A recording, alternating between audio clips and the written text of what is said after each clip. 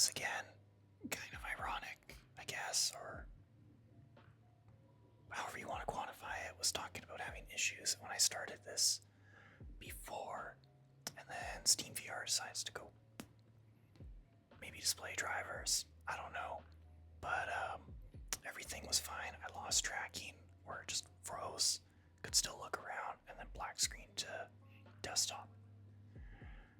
Didn't make it that far, thankfully, but today is Saturday, November 11th. This is the April 11th. This is the April 9th reading. I didn't read anything last week because there wasn't anything posted last week, and I've just been kind of meh about VR. Welcome to the developer update for April 9th, 2026. Today's featured world is something I can't read. Chinese Bar 8.0.9 by Sirius. Announcements. Again, something I can't read. Enemy is here, and so is our shop update for April. It is Sakura themed. You have until June 1st at 1 p.m. Pacific time to buy them up. Note that it is likely that the shop updates in the future will run for 2 months instead of one at a time, or 1 month. 2026.1.3 is out. Last week, we released 2026.1.3. It features the loading screen is now customizable. If you're a VRChat Plus subscriber, you can change it to be the classic 2017 style loading screen. I looked at this earlier, and also this makes sense that the loading screen says that it was able to be customized now. It looks different. I didn't realize that there was an update like this recently, but I don't know, does it matter? No, it's not like I'm looking at the screen that long anyways. I kind of like that it's just a single rectangle now, instead of it being like top screen and then the bottom thing. Actually, yes and no, because it was kind of nice being able to see a bigger preview of what the world was you're going into, but whatever. I might be remembering it wrong too, probably. Impostors update, they look better now. A bunch of other changes which can be found here, and then there's a hyperlink. As always, you can watch or listen to the notes here. Wait, where are accessories? In beta, as noted in the patch notes, we didn't quite think they were ready yet, so we kept them in the beta. If you're on the open beta branch, you will still see them. They're coming along well and will likely make it into the next release. Space Jam 3, Judging and the Fine Arts Contest. Thank you everyone who submitted worlds and films to Space Jam 3. We will now be judging the entries alongside the NSS. No idea what that is. We hope to be done by April 20th. In the meantime, Space Jam is collaborating with the Strange Bear Gallery of Fine Arts. Submit your fine work. Wow, I can't read. Submit your fine artworks to the Strange Bear Discord for a chance to be featured in a digital fine arts gallery hosted in VRChat. Submissions are open from now until May 1st. Join the Strange Bear Discord for more information. I feel like I had a moment, or I have moments where maybe with age, or I am a little bit dyslexic, I'm not sure. I misread think as drink earlier, and I've had other cases like that, not with like think drink, but just in general where I read things wrong. Impostor updates. Building on the backwards compatible improvements that ship with 2026.1.3, here's part 2. Impostor Generator Server 1.4.1 is now live. Imposters generated from this point forward will get some additional visual improvements, which we shared ahead of time in the 1.3 patch notes. Now I remember reading these. We've done some magic on the back end to preserve 2.5 to 4x the depth precision, as well as more evenly preserving it for a total of 5.5 to 8x precision, or 8.8. Close enough. If only it was 6 or 7. We solved a bug where the depth calculates or captured at 8 centimeters of wiggle room added to the capture. It's like 2.5 inches, 2.4 inches maybe. That wasn't accounted for in the end reproduction. This is why some imposters can look squished relative to overall mesh. We use a more conservative downside scaling to avoid harsh pixelization. We now ensure all the tries have their long side the center of the quad, making pieces smoother and less zigzaggy. We have updated our texture compression to more perceptually based to improve color quality. Finally, we're improving the edge extension to be more precise, meaning you should rarely see a piece that appears to stretch backwards a distance. In addition, we're improving handling of skinned meshes that were driven by constraints rather than the main armature. We are adding some new fallback behavior when important bones are not marked. And finally, we fixed some capture issues affecting some materials that use depth overlay effects. There's then two images of 1.3 and 1.4, and the main noticeable thing for me between the two images is where an imposter, if it's like the arm, where this segment would be separate from the wrist, it looks like it's more one unified part now, instead of it being two separate parts, which is nice. I remember seeing that with like some anime characters, or really anything where it's like the thighs, the ankle looks separate, same with the head being separate. It doesn't look like it as much now. Avatar performance gated group instances. This I'm personally looking forward to and kind of curious to see if it gets used in Group Plus or like public stuff maybe. I don't know if there's a limitation.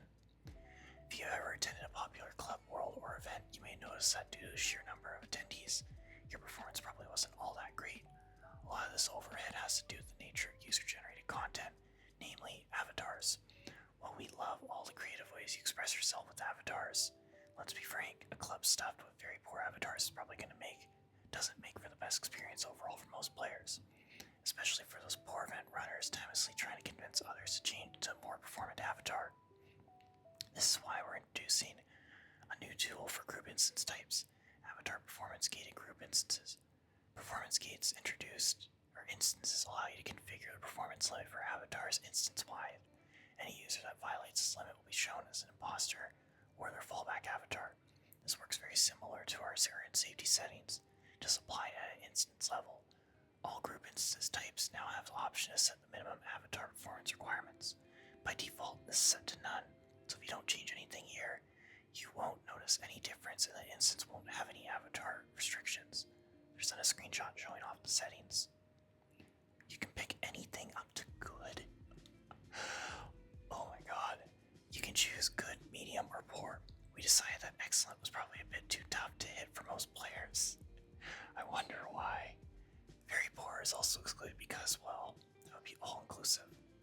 You can also view the new instance options from the web instance creation flow.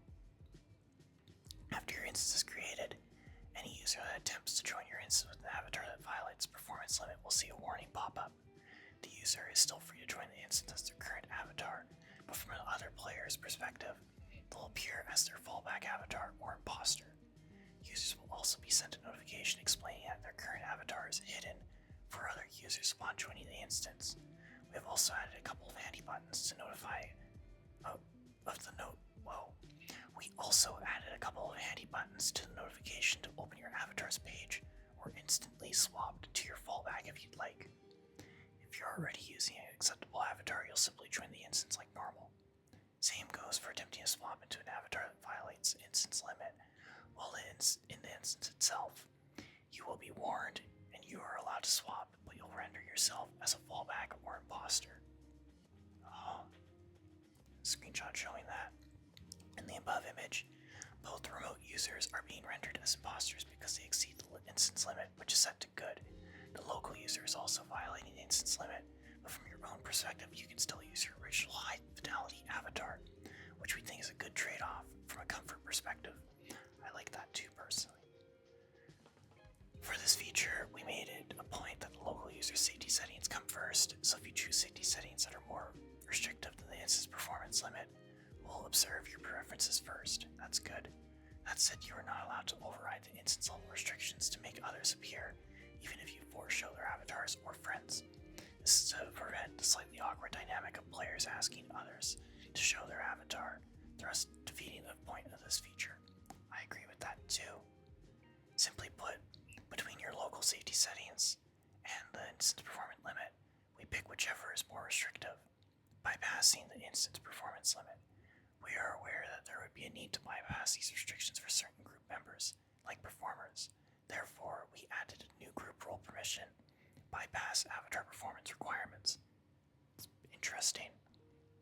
Before you get too excited, no, this does not force show your avatar to all users automatically or override safety settings. What this does is allow users with this permission to not be subject to the instance performance limit. Users with this role can freely swap into avatars that would otherwise be hidden at the instance level. This permission will also bypass the warning pop-ups that appear when you attempt to join a performance-limited instance or swap avatars within them. Again, wow, I cannot read today. Again, this permission will not override local user safety settings, so be warned that other users may have to show your avatar still. Assuming that you are shown, you should render as your full fidelity avatar to others despite the instance performance limit. After I gave my Fervid account to the bypass permission rejoin the world, you can see that he's rendering as his full fidelity C-Dragon self, despite violating the instance performance limit otherwise. Wow.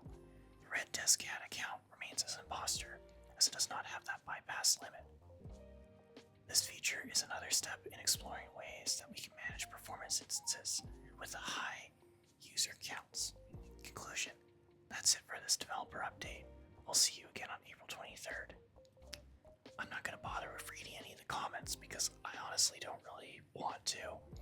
And all I can really think about is I still talk in the VRC face tracking Discord myself mainly for VR related content, reading stuff in there. And I've seen people talk about performance limits off and on, not even just now, but before, where they're saying, oh, 70,000 is too restrictive, it should be 90,000, insert some number here.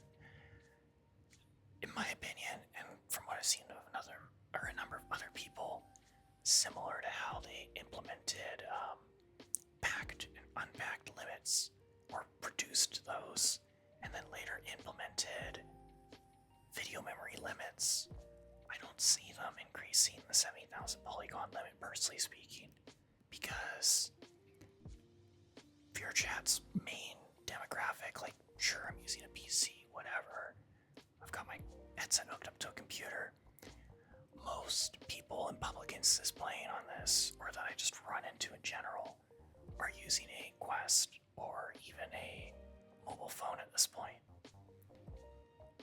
70,000 polygons on mobile is over twice what the limit is, quote unquote limit, for poor to very poor. Mobile is 30,000, I think. I actually don't know, let me just check.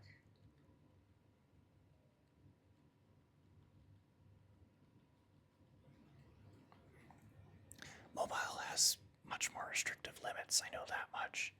And I am happy at the very least that mobile for iOS or Apple devices like iPhone, iPad, and if you run the iOS version on Mac, used to not be able to show avatars that were worse than poor. Oh, it's 20,000. I thought it was 30. Ow. You used to not be able to show them. Yeah, so you can set your limit to poor on mobile if you want, so you can see those. But very poor avatars, same with Quest, I think, has to be shown manually. Yeah, has to be shown manually. Which I'm not surprised about, because keeping in mind, VRChat still supports the Quest 2 and the Quest Pro, which, realistically speaking, is similar performance to the Quest 2. It just has more memory. And the Quest 2 has 6 gigabytes of memory, which, considering it's running the game, and then also dealing with that for video memory as well, it's not a lot of memory for the world, potentially 20 plus people. So, I totally understand them having restrictive limits, even if people are not the happiest about that. But that's my rating for this time. April 23rd is 2 weeks from now. Might read something next week. I don't know.